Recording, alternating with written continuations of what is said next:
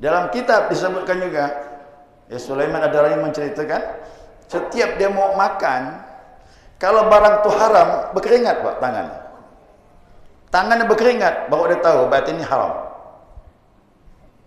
Masya Allah, sampai seperti itu udah jadi tingkat wali Pak. Nampak Allah berisyarat, berkeringat tangan. Oh ini tak boleh ni. Tahu dah dia tu. Masing-masing semua diberi isyarat oleh Allah. Kalau kita tidak, di sini isyarat di hati kita ni. Ya dengan zikir. Ya. Lianna man tamakkana min qalbi hubbud dunya zala wara'uhu. Nah, sesungguhnya siapa yang telah menetap dalam hatinya cinta kepada dunia, hilanglah sifat waraknya, sifat kehati-hatiannya hilang. Fayajma'uha min halal wal haram, lalu dia mencampur antara halal dengan haram jadi satu. Ada istilah 3H. Hati-hati tu.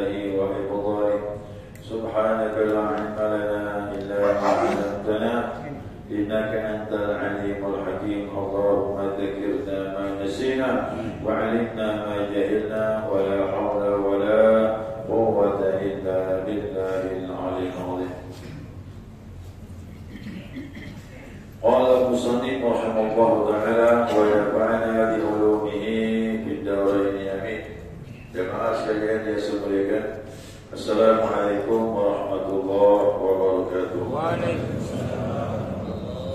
Alhamdulillah, senantiasa kita mengucapkan puji dan syukur kita kepada Allah Azza wa Jalla atas limpahan rahmat hidayahnya subuh ini.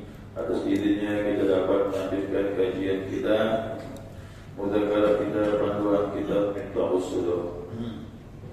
Nah sekarang kita menerima nasihat daripada guru-guru besar dalam ilmu tariqah, dalam ilmu tasawuf. Yang kemarin terdapat Imam Ghazali yang kita uraikan. Nah sekarang nasihat daripada guru besar dalam tariqah Qadiriyah, yaitu Syekh Abdul Qadir Jailani yang qaddasallahu sirrah. Semoga Allah sucikan rahasia rohnya. Nah, Syekh Abdul Qadir Jailani berkata, ya waqala Syekh Abdul Qadir Jailani qaddasallahu sirrah, beliau memberi nasihat dan menyampaikan ilmu yang beliau dapatkan kepada kita. Beliau menyatakan al-qalbu huwa mahallul ilmi al-haqiqi.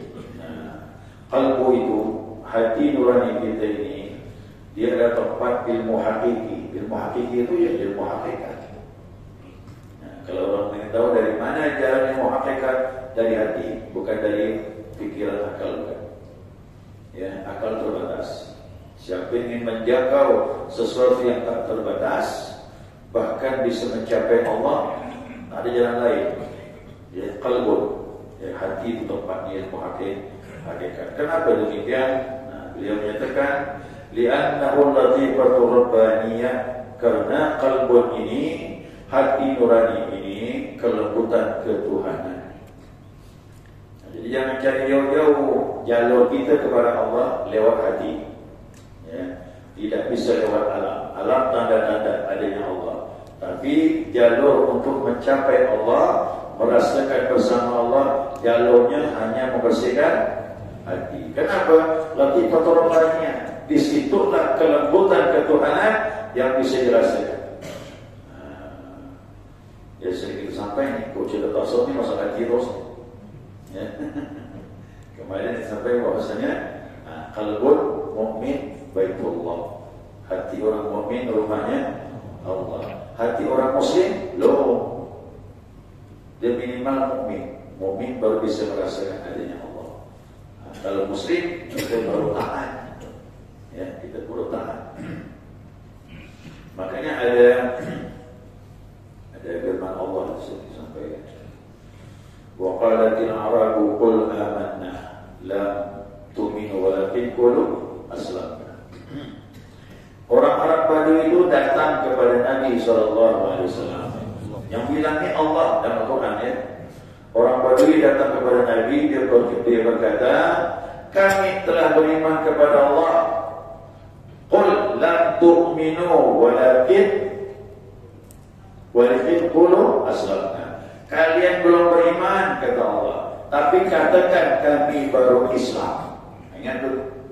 Berarti Islam dengan iman lain, Muslim dengan mukmin lain.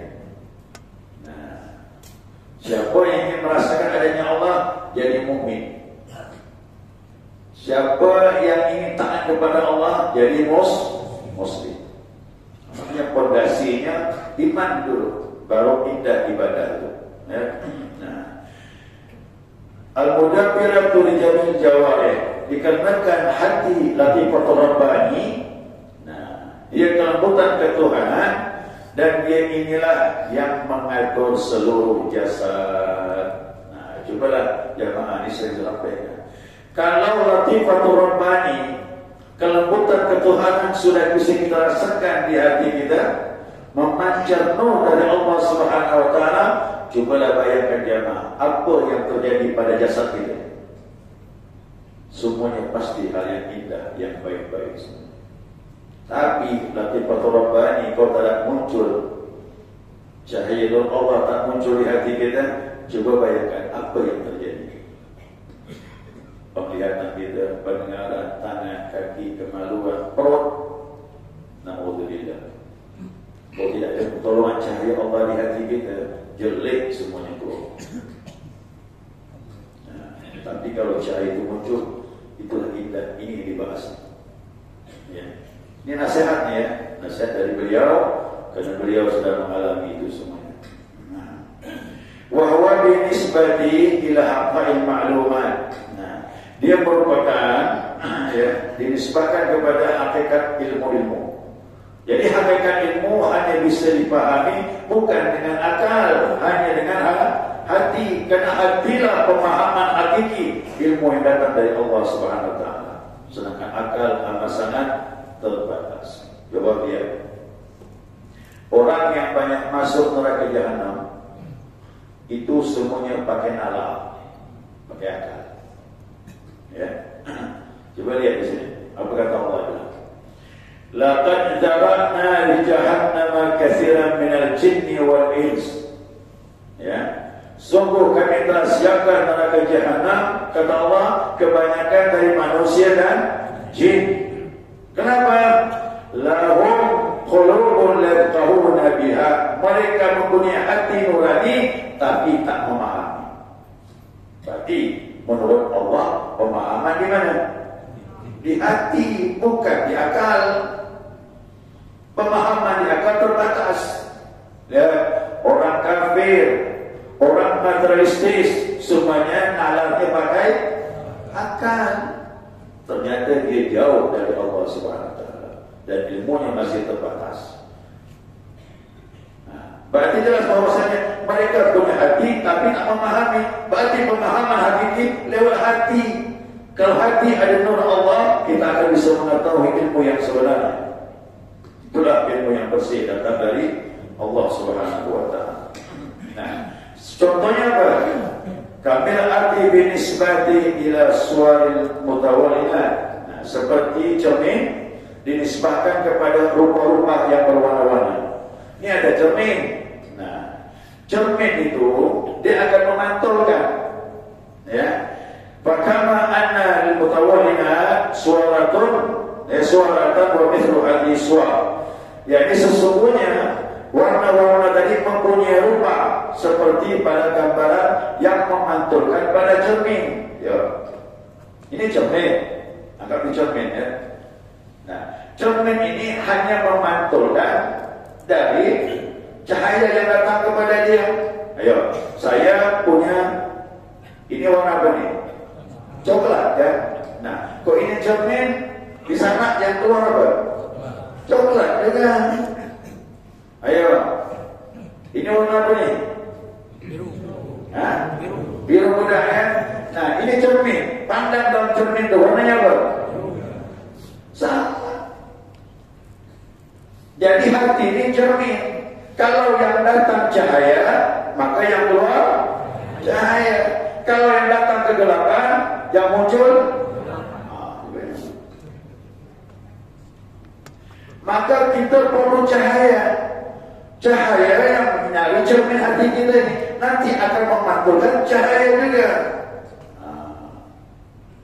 Coba jangan bayangkan, kalau hati kita tidak bercahaya dari Allah Subhanahu wa taala, maka yang muncul kegelapan. Kita tak tahu mana yang hak, mana yang batil. Tak tahu. Tak apa-apa, ya, seperti perumpamaan lagi. Nah, ini lampu ni. Kalau lampu ni mati bagaimana? Gelap, kan? Kalau gelap, coba kita jalan. Ini ada tiang, belum tahu itu tiang di mana. Boleh jadi selamat, boleh jadi terbentur dengan tiang. Apalagi di dalam ruangan ini, maaf, tempat yang ada binatang, ada kalajengkingnya, ada ularnya. Kalau tak ada lampu, bisa mana? Tak bisa. Alhamdulillah ada lampu, nampak mana tiang. Lihat ada binatang yang bisa membinasakan. Itulah cahaya Allah. Cahaya Allah kalau masuk di hati, kita bisa membedakan mana yang benar, mana yang tak bisa mandang.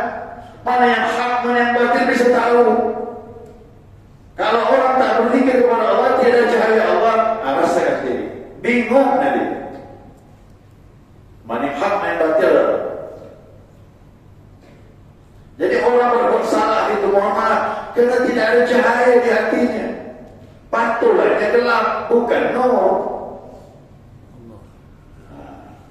Dan inilah yang diajarkan Nabi Muhammad SAW. Ini sahabat diajarkan Rasulullah ilmu ini. Makanya mereka jadi orang yang baik semuanya. Ayo, di sini, ya. Wa kadzalika likulli ma'lumin haqiqun. Maka demikian setiap ilmu itu ada hakikatnya. Hakikat ilmu dalam hati. Nah, wa hadhil haqiqah, maka hakikat ilmu ini suarun tantabi'u fil qalbi. Dia mempunyai rupa yang memantul dalam hati. Cahaya akan memantulkan cahaya, kegelapan akan memantulkan. Maka Nabi bilang, hati-hati. Kalau dia baik, maka baik semuanya, kata Nabi. Kalau dia jelek, maka yang muncul jelek. Itulah qalbun. Hadis itu panjang, Pak. Kata Nabi bilang, innal halal bayyin wal haram bayyin. Yang halal jelas, yang haram jelas, kata Nabi. Wa bainahuma umurun mutasyabihat. Di antara keduanya ada yang sama. Inilah yang kita kacau ni, Bang. Antara halal dengan haram sama. Ini kok tak ada cahaya Allah. Kita tak tahu ni, tak jelas masih. Jangan bermain tempat yang sama, nanti kau jatuh kepada hal yang haram. Itu namanya mutasyabihat, tak jelas halal ke haram, kita masuk di dalamnya. Nanti kau jatuh kepada sesuatu yang haram. Ingat kata Nabi, pada dirimu ada segumpal daging. Kalau dia baik, maka baiklah semua tubuhmu. Kalau dia jelek, maka jeleklah, yaitu qalbun. Nah, halal dengan haram tak bisa kita bedakan, bahkan sama. Tapi kalau ada cahaya dari hati, dapat bisa bedakan. Oh, ini hak, ini batil. Ayo, apakah jamaah mau dibiarkan hidup dalam keadaan sama? Remang-remang, ini pun bahaya. Apa yang jelas? Jelas haramnya. Masuk bola habis. Ya. Nah, kita mohon maaf kalau kita ada ini, ada zikir ni, ada iman, kita tak tahu mengaku. Orang mau buat apa silakan. Mana? Saya begitu. Orang nak buat apa silakan. Tapi kita dijaga Allah iman kita. Mana? Apa kita dikata? Bahaya mak, terpengaruh dengan kawan. Dikata tu buat godaan. Lihat kawan berhasil dapat duit banyak, mau juga. Padahal belum tentu cara kawan itu betul. Nah, makanya ini benteng sebenarnya. Mikir ini benteng. Kalau kita betul-betul insya-Allah selamat. Selamat dunia dan akhirat. Kita mau kembali memakai sesuatu yang tadi diridai oleh Allah Subhanahu wa taala. Wa'iyadzubillah. Abu Bakar As-Siddiq radhiyallahu anhu, dia sesuatu harus jelas dari kehalalannya. Kalau sama dibuang. Itu dia, kita dia susah. Yang sama-sama lagi mau banyak sedekah. Mata kawan saya bilang, saya ini kadang-kadang bingung Pak Ustaz, ini halal nggak sedekah? Itu mesti. Daripada kita jatuh terperosok. Ya. Nah, al-qalbu yasdaq.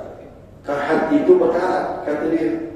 Kata Syekh Abdul Qadir Jalani, fa'ibtada'akahu sahibuhu, jika yang punya hati membiarkan berkarat terus, bima wasafat Nabi sallallahu alaihi wasallam, sebagaimana disifatkan Nabi kemarin kita bahas, sesungguhnya hati itu berkarat sebagaimana berkaratnya besi. Kalau dibiarkan terus, wal intiqalu ila sawad, maka dia akan berpindah menjadi hitam. Hati itu dia akan jadi hitam. Ya sulu li fuqati anin nur. Kalau sudah hitam, berarti jauh daripada cahaya Allah. Ya, dua ayat ini hitam tak. Ya, kalau tak ada nur, berarti gelap. Kenapa dia gelap? Ya sulu li hubbi dunia, karena dia terlalu cinta dengan dunia. Ayo, Pak, orang korupsi itu kan apa? Cinta dunia lah. Jadi banyak kesalahan kita buat kerana puncaknya dari cinta dengan dunia. Kita mengambil yang halal tak masalah walaupun banyak. Cuma yang dia masalah tu ambil banyak caranya salah. Itulah dia. Saya tanya ke jemaah, ngambil sikit caranya salah boleh tak? Tak boleh, apa ni banyak.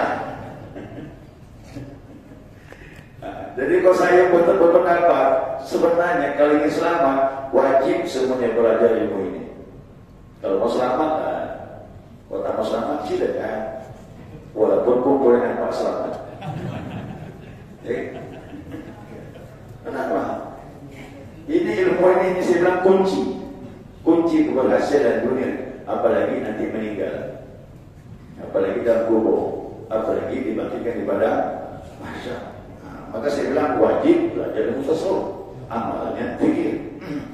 Nah, kemudian lagi watahwizi 'alaiha, dan cenderung kepada dunia min ghairi wara'in, tidak ada lagi sifat wara'. Apa tu wara'? Menjaga yang halal dengan yang haram. Bismillah, memilih. Oh, ini haram, tinggalkan. Ini. Jadi wara' bukan hanya ngambil yang halal, yang sama mutasyabihat, yang sama-sama ya, dia hati-hati. Dia hanya ngambil yang jelas kehalalan.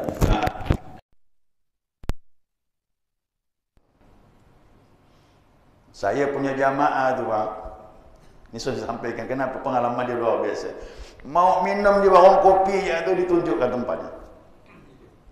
Bayangkan di pasar tu. Kok kita sih tenang ya pasar tu. Masuk ya penting siapa pun yang jual, okey. Tapi saya punya kawan ni mau minum, minta petunjuk, dapat tempatnya. Dulu dia Pak. Yang jual kopi itu pun orang tarekat Allah. Sama-sama ahli zikir. Petunjuk Allah, kau ngopi di sini. Berarti Satu jalan. Sambil ngopi, ngomong cerita masalah zikir. Yang jualnya pun orang tarekat. Dah meninggal dah. Almarhum. Saya kenal orangnya. Saya biasa jumpa dengan dia. Jual kopi di pasar. Dah meninggal dah. Ya. Sampai macam itu. Dia mau minum kopi ya, dia baik petunjuk. Ini yang sudah jadi Pak ya, yang sudah jadi. Nah, dalam kitab disebutkan juga, ya Sulaiman Ad-Darani menceritakan, setiap dia mau makan, kalau barang itu haram, berkeringat Pak tangan. Tangannya berkeringat, baru dia tahu berarti ini haram. Masya Allah. Sampai seperti itu udah jadi tingkat wali Pak. Nampak Allah berisyarat, berkeringat tangan. Oh ini tak boleh ni. Tahu dah dia tu. Masing-masing semua diberi isyarat oleh Allah. Kalau kita tidak, di sini isyarat di hati kita ini. Ya dengan zikir. Ya. Lianna man tamakkana min qalbi hubbud dunya zala wara'uhu. Nah, sesungguhnya siapa yang telah menetap dalam hatinya cinta kepada dunia, hilanglah sifat waraknya, sifat kehati-hatiannya hilang. Fayajma'uha min halal wal haram, lalu dia mencampur antara halal dengan haram jadi satu. Ada istilah 3H. Hati-hati tu. 3H pula istilahnya tu. Gimana ibadah akan meningkat kalau masalah ini tak hati-hati? Maka tak ada jalan lain. Buat hati kita ada nur Allah Subhanahu wa taala. Insya-Allah kita hati-hati menghadapi dunia ini. Kita kaya tak dilarang, cuma cara ngambilnya itu. Ya, cara mengambilnya itu kita dituntun oleh Allah dan dituntun oleh Rasulullah sallallahu alaihi wasallam. Ini boleh, ini tak boleh. Itulah sinyal di hati itu. Nanti diberi oleh Allah Subhanahu wa taala. Ya. Yazulu tamyizuhu fi jam'ihi, yazulu haya'uhu min rabbih. Maka dia tidak lagi bisa membedakan dalam hal tersebut, maka hilanglah sifat malunya kepada Allah. Tak ada malu lagi dah. Apa nak jadi jadilah. Tapi kalau ada malu kepada Allah, insya-Allah hati-hati kita. Inilah dalam sebuah hadis yang saya pernah sampaikan. Waktu sahabat ditanya oleh Nabi SAW, istahyu minallah haqqal haya, kata Nabi, malulah kau dengan Allah semasa malu. Sahabat bilang, kami telah malu ya Rasulullah, alhamdulillah. Aduh, kata Nabi, kadzalik, bukan begitu, bukan hanya ucapannya. Istahyu minallah haqqal haya, malu sebenar-benar malu, kata Nabi, antahfaza ra'sa wa ma wa'a, kau menjaga ni, mata kau jaga, kuping kau jaga, mulut jaga. Artinya jangan buat maksiat ni. Kepala kita ni, semua yang ada pada kepala kita ni. Antahfaza batna wa ma hawa, kau menjaga perutmu, apa yang ada dalam perut. Maksudnya apa? Hati-hati makan, kata Nabi. Kalau kau mencari yang halal saja, tak mau makan yang haram, berarti kau malu dengan Allah. Jadi orang kau sudah menjaga ini Pak, dia sudah ada sifat malu dengan Allah. Ya Allah, malu aku kepada Engkau ya Rabb. Ini haram ya Allah, jauhkan aku. Gitu dia, ada malu. Kau dah malu tak ada sama Allah, udahlah, apa nak buat, buatlah. Silakan, tapi kita ingat, tercabut berkah hidup kita ini. Ibadah capek, beban selama-lamanya ibadah, tak ada rasa nikmat. Sebenarnya coba rasakan, kalau kita tidak selektif dalam masalah yang kita makan, ibadah capek. Semuanya terpaksa kita lakukan. Tidak akan pernah kita menikmati ibadah itu. Kenapa? Tidak ada nur dari Allah di hati kita. Nah, mudah-mudahan jamaah dibimbing Allah Subhanahu wa taala dalam cahaya Allah Subhanahu wa taala. Amin ya rabbal alamin. Ya, demikian jemaah sekalian. Ya, nanti malam yang masih ikut, saya ingatkan saja riyadhah ya. Kita 2 minggu sekali riyadhah di pengajian Rumah Pengajian Al-Jawahir. Ya, mungkin ada pertanyaan, silakan jemaah sekalian. Jadi hati ini ada 3. Ya, ada 3 golongan hati ini. Ya. Yang pertama qalbun saqim. Yang kedua, qalbun marid. Yang ketiga, qalbun salim. Ini ada 3 macam golongan hati. Itu disebutkan dalam Al-Quran tu. Qalbun saqim itu kan hatinya orang kafir. Hati orang kafir itu dicap sudah. Dicap oleh Allah, dia tidak mendapatkan hidayah. Selama-lamanya mereka seperti itu. Ini khatamallahu ala qulubihim. Itulah dia. Khatamallahu ala qulubihim. Allah tutup dia punya hatinya. Jangankan ibadah, hidayah untuk Islam tak dapat. Ya, wa na'udzubillah. Nah, makanya takutnya gini, orang kita ni udahlah beriman, digiring kegelapan, bahkan melepaskan agama. Oh, ini musibah besar ni. Ya, musibah besar. Ada seorang pegawai buat BUMN. Ya, nangis dia nelpon saya tu. Ya, anaknya perempuan dapat jodoh. Bukan jodoh, pacaran sama non-muslim. Nangis, mau ada apa kan? Saya bilang bernasihatlah. Ini hidayah kan milik Allah. Tapi salahnya kita tidak hati-hati. Anak kita bergaul dengan siapa? Pergaulan tu pengaruh. Ya. Agama kita ni bergantung teman kita. Siapa tempat kita bergaul? Ya, itu yang pertama. Yang kedua, qalbun marid. Tadi itu qalbun marid fi qulubihim maradun. Dalam hati mereka ada penyakit. Penyakit itulah macam-macam tu. Ni kan, dengkinya, sombongnya, menzalimi orang lain, macam-macam lah. Mengambil hak orang lain, membuat fitnah, ngadu domba. Cukuplah tadi ya. Banyak sebenarnya saya mau uraikan. Itu penyakit tidak bisa kita hindari. Siapa pun pasti dihinggapi. Tapi masih bisa terselamatkan. Kayak orang sakit, dibawa ke mana? Dokter, Pak. Kok dokternya ahli, sembuh. Ya, masih ada harapan. Yang sakit masih ada harapan. Bisa sembuh. Maka datang kepada dokter spesialis. Siapa yang punya penyakit hati, datang ke mursyid atau kepada guru-guru ahli tasawuf. Cara bersihkannya tadi ini termasuk dengan zikir, masih ada harapan. Bisa sembuh. Ya. Nah, cinta dunia pun insya-Allah akan dihilangkan oleh Allah walaupun kita memiliki dunia. Ya, walaupun memiliki dunia tapi kita tidak cinta dengan dunia. Tidak salah punya dunia tu.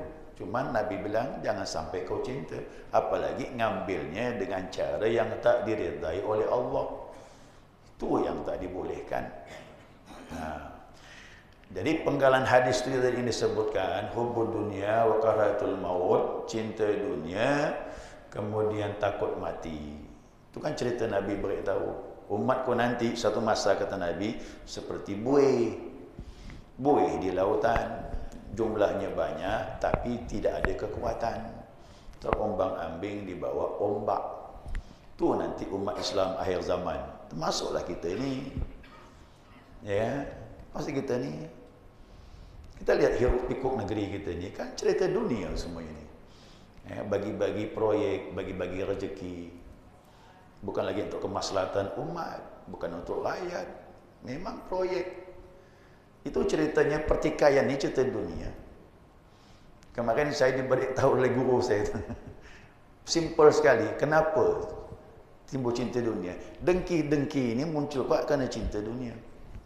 Orang lain dapat nikmat banyak, kita enggak. Dengki nak tu? Dengki itu penyakit. Sampai dia beri contoh orang jual tempe kata dia.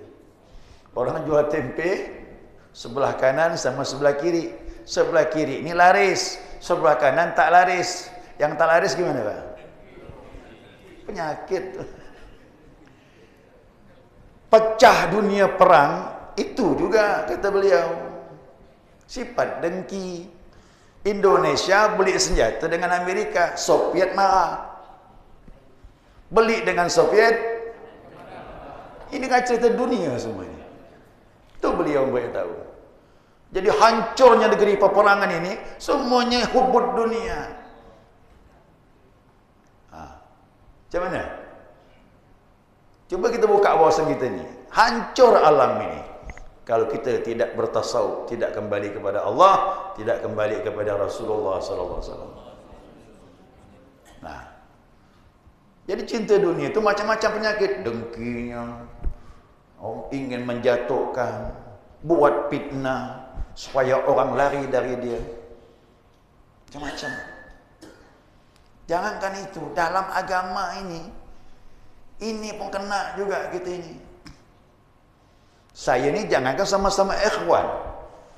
Sama yang bukan ikhwan saja, jamaah kita ni ramai, Pak. Sama-sama ustaz di Pontianak, belum tentu dia senang. Macam-macam cerita tu. Itu dah sampai kepada saya dah. Itulah cerita dunia. Ya kan? Masa sikit iri dengan masa yang ramai. Dia tak tahu dulu saya ngajar ni 3 orang. Dia tahu yang sekarang ya ni. Dulu 3 orang saya ngajar sampai 3-4 tahun. Bertahan macam Nabi Yunus. Pengikut cuma 2 orang ya. 30 tahun. Masih mendingan saya. Jamaah saya 3 orang 3 tahun. Setelah itu baru bertambah 4, 5, 6. Nabi Yunus 2 orang ya 30 tahun. Kalau saya ngajar Saiful Islam jamaah cuma 2 orang 3 tahun, lari saya. Tapi ini itulah Nabi. Nabi beda, Pak. Nabi itu sabarnya tinggi. Kalau saya tak sesabar itu. Jadi masalah agama pun terjadi, masalah dengki-mendengki itu, Pak. Cerita dunia ni lah. Ya. Ya wa iyadzubillah. Jadi yang sakit, hati yang sakit insya-Allah bisa sembuh masih. Kembali jalan ini. Ya, kembali jalan ini. Ya, insya-Allah. Kalau sudah begitu, sembuh itu bisa penyakit bisa disembuhkan, nanti akan mencapai yang terakhir namanya qalbun salim. Apa itu salim? Bersih, selamat. Artinya penyakit sudah tak ada lagi di hati. Inilah orang yang sangat berbahagia, persiapan kembali menghadap Allah Subhanahu wa taala. Ya. Di mana tu? Yauma la yanfa'u yauma la yanfa'u malun wala banun illa man atallah biqalbin salim. Di mana harta dunia tak ada lagi bermanfaat kecuali orang yang kembali kepada Allah biqalbin salim. Maka siapkan kita kembali ini dengan hati yang bersih dari penyakit. Ada harapan masih. Ini kita belajar ini ada harapan masih. Mudah-mudahan kita kembali hati kita bersih. Ya insyaallah, amin ya rabbal alamin. Baik, demikian. Subhanakallahumma wa bihamdika asyhadu an la ilaha illa anta astaghfiruka wa atubu ilaik. Allahumma shalli ala Muhammad.